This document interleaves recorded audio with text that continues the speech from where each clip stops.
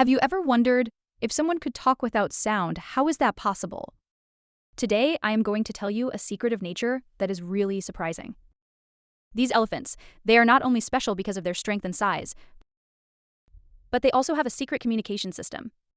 Elephants produce a special type of sound called infrasound. This sound is of such a low frequency that humans cannot hear it. Now here is where the real miracle begins. This sound does not just remain in the air, but also travels in the form of waves inside the earth. Just like waves are created by throwing a stone in water, in the same way these waves spread far and wide in the earth.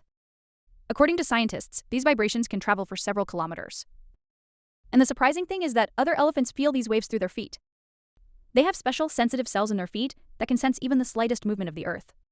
Thus, one elephant, another elephant, it can inform about danger, the presence of water, or the location of its group. If you like our videos or information, be sure to like the videos and subscribe to the channel. This will boost our morale.